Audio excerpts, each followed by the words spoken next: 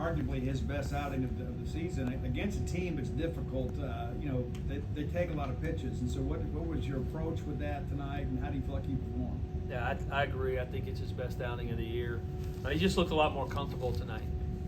We know he has really good stuff, and if he commands the zone, he's just really hard to hit. I think they probably hit one really hard hit ball on him all night long, and he, it's really good stuff and a really good changeup. He had the changeup working tonight.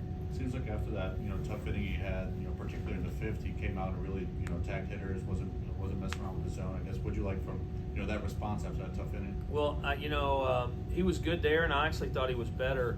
Like I told the team, we take the lead, and he comes out and dominates that next inning. I mean, that was his best inning, I guess, was the fifth, when he came out and really just, locked in, which we've had a little trouble with that lately. We'll score a couple runs and come out and give you a little bit back. And that wasn't happening tonight with Bradley. Y'all were struggling to score early, and then Marshawn got the bunt down to load the bases, and it felt like that was really what kind of started to get y'all over the hump. Did you feel like that was a big moment in the game right there, just loading the bases and putting a little more pressure on them? I did. I felt like if we would we needed the one big hit. We just had, and a couple of them we hit hard right at people. Yeah. I think Dakota probably has a homer tonight if the wind's not blowing out. Him and Bryce may have had them. Just good swings. I think he hits one to the wall. Monty hits one to the wall.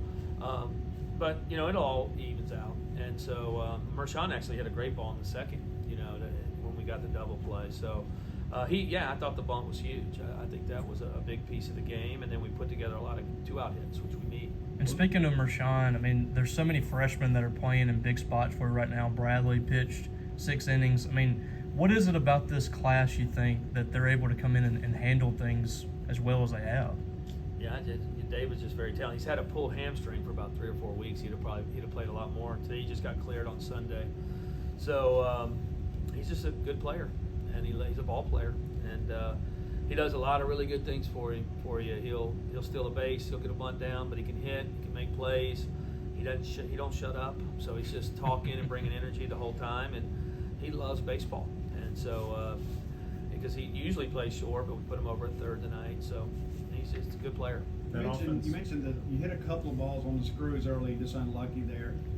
When that's going on, do you ever feel like, hey, it's gonna come, or is it one of those things like, oh, here we go again? No, you're a little bit like, damn.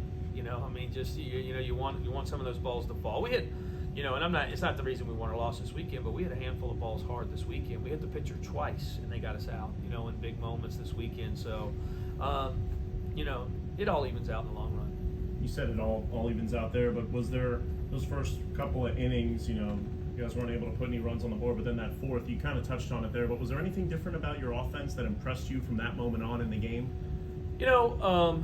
We've talked a lot about just staying on the ball. Like if you notice, a lot of our big hits were backside, and when we do that, we're really good. Sometimes we try to pull. Right now, we're in love with that 500-foot homer that Hines hit, or the one Kellum hit on Sunday, right? And hey, I like homers too, but I keep telling the guys, you only got to hit it 330 in certain spots. You don't. But we sometimes give up the other part of the field, and we have a really good balanced offense. I mean, we're hard to pitch to. I think it's you look at the walks and say, hey, well, they walk. A lot of people walk us a lot because our kids do a great job with the strike zone. Kellum Clark, good night tonight. He has a home run. He goes backside on one. He takes a walk there. It seems like the last few ball games, his approach has been a little bit different. What do you kind of attribute that to? Yeah, just it kind of he has the good Sunday against VMI, and he comes out, fouls the ball off his foot, and you miss a couple days, and I think it's taken a little bit of just getting in the lineup, seeing pitches, and letting him relax a little bit, because in those games early, he was really pressing, and you can see it in his stride. I mean, he's just out there, and you're not seeing that right now. He's worked all year on hitting the ball backside, being a better hitter, and there was about a 10-day period we just struggled a little bit, but I think we're seeing a better player. It was kind of tough luck for Colby last Friday. He seemed to throw it well, just had a couple of miscues behind him. Yeah. How happy were you to see that tonight? Just a 3-up, 3-down inning, took care of business when he came in. He's getting better every game. It's the slider. I know he could throw 100, but even 100, they'll hit it if you're not throwing anything else. And if you notice, he's throwing the breaking ball for a strike a lot right now. And he didn't do that the first couple of outings. And he did it last week, too. I thought he competed at a high level last week when it wasn't going well for us. And we need him. He's a big piece. You think anything from tonight can carry over momentum-wise into this weekend? Well, I hope so. I mean, they, in baseball, it's about being consistent and showing up. They got tomorrow off, so I told them don't come around the stadium and get some time off, and then be ready to work on Thursday. We got a big weekend ahead of us. Strike throwing's been an issue this year, but you get guys like Cade Smith and Pico and Nixon that are kind of on the shelf a little bit.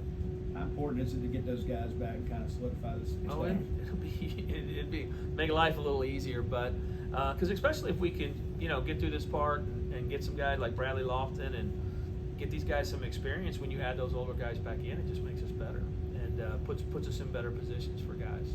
What is it about, Bryce? I mean, he just continues to hit.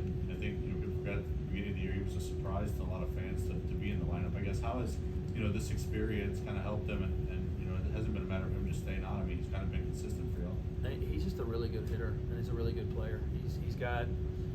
They asked me in Briscoe after the last game about him too, and he just knows the game of baseball. And in this day and age, kids don't watch it as much. They don't know the game as much. There's a lot bigger skills, right? Everybody's throwing harder, everybody's hitting it farther. But knowing the game and understanding the game, that's what you see with the Bryce Chance. He just really gets it. So we have this really smart player that, he goes up there and when there's 2 outs and he's really trying to go backside. He almost hits 1 out, but he's not trying to do too much. He just understands the game.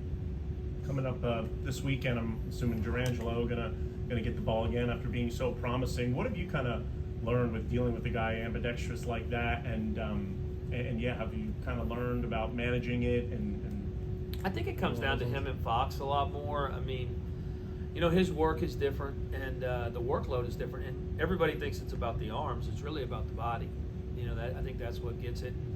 Durangelo was drafted this summer as a shortstop. He hasn't really pitched over long periods of time like we're seeing now. I think last weekend was one of the longest starts of his career, and everything's always been predetermined. And so, for him, he's growing every week, and getting better every week. And he's done great to this point. So I'm excited to see him throw again. But this is a journey for him. It's a journey for me too, because it is very different, but it's really good. I mean, he was really good for 4 innings last week. Is he going to get a chance to pick up the bat this season too? Probably. I mean, he could if something happened, injury-wise. It just right now it's a lot on his body. It's a lot of preparing him every week to get those 50 to 85 pitches. So it just makes it harder to do. But I've told him in a game where I have had to make some substitutions, I could easily run him out to the outfield, the infield, let him get an at bat or run bases if I needed it, because he's. I mean, if he wanted to be a full-time position player, he could do that too. You got a little with Bradley. He's got a little bit of swagger on the mound. How do you kind of balance that with him? Because you want that fiery personality, I'm sure, on the mound some. But how do you kind of balance that with a freshman? We're working on it. We're working on it. So I told him after the day game I was proud of him. He only said "damn" 10 times. So he's really not doing that to the opponent. It's just he's talking to himself and he's in it.